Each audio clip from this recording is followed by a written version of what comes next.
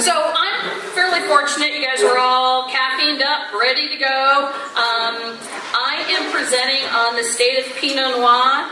The presentation was put together by our good friend Glenn McGordy, who is our county ag advisor.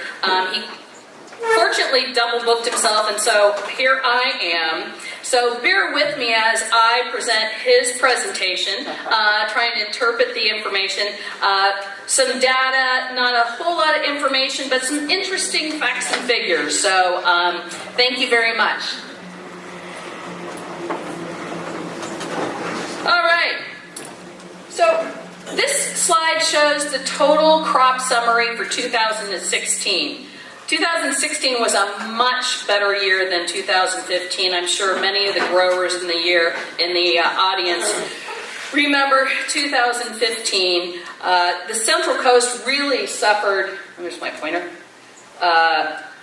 from 4 years of drought, very poor weather conditions during bloom. Many of the vineyards down there harvested 1 ton or less per acre.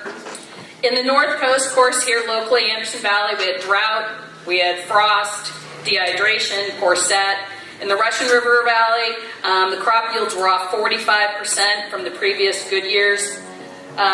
In 2016, in the North Coast, we rebounded. It was a pretty average year. If you look at the 5-year average, we were right on track. And then the Central Coast really had a pretty big increase in 2016. So 2016 was a really more of an average year. We're kind of on track. And here is an acreage trend. If you can see that Mendocino County is really pretty flat. There's not a lot of new plantings going on. There's some replanting, but not a lot of new acreage going in Pinot Noir. You can see here in California, woo! So the California grape acreage doubled in the last 6 years, and it's still going up. Most of this is in the Delta and the interior valleys. The growth of Pinot Noir acreage from 2017 to 2016 was even bigger than the growth for Cabernet, which is still pretty much the king of red varieties, still hot, hot, hot. So the acreage went up from 24,400 acres in 2007 to 41,351 in 2016. We know in the retail marketplace, Pinot Noir is hot, mostly in the affordable price range of $10 to $15, which Anderson Valley doesn't really play. But Pinot Noir in the marketplace is up 8.5%. Behind the explosive growth, of course, Rosé. Rosé is up 45%. Sauvignon Blanc at 11.5%, and the kind of red blends at about 10%. So Pinot Noir is still growing up, still trending up, and so demand for Pinot Noir grapes is really strong throughout the state. So here we have the top counties for Pinot Noir. You can see here we've got Mendocino County. Really, you know, we're right on track as far as acreage. The big player down here is the Central Valley. Really crazy. Their yields are over 10 tons per acre on average. Monterey is about 5 tons per acre. Pinot Noir is one variety, you'll see right here, where we get more per ton than Napa. The acreage in Napa is pretty flat. Actually, it's declining. People are replanting for more cab for better prices. All right.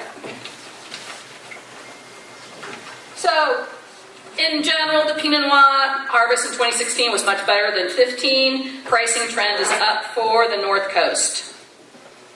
And this just reiterates the tonnage, way up from the really awful year of 2015. And here we've got some price per ton averages. So in case you're wondering what Ruby Red is, I had to ask that question. It's just a blender for color, and that's in the Central Valley. So Pinot Noir is the most valuable grape for the state of California. And Chardonnay is the most widely planted varietal in California. But as it relates to a price per ton, Pinot Noir takes the prize. All right, market outlooks. Well, it's still a rosy picture for Pinot Noir. Glenn's not a big proponent of the Central Coast, or excuse me, the Central Coast, I would say the Central Valley, where they're planting more and more, but the quality is not great. As he says here, even though there's more and more, and there's more interest because we need more Pinot, it's still not going to be great from the Central Valley. Prices are strong, and the outlook looks really rosy for Mendocino County, grapefruit. Oops, sorry. And that's the end of the presentation. Thank you very much, and have a great seminar today. Happy to be here to present for Glenn McGorty.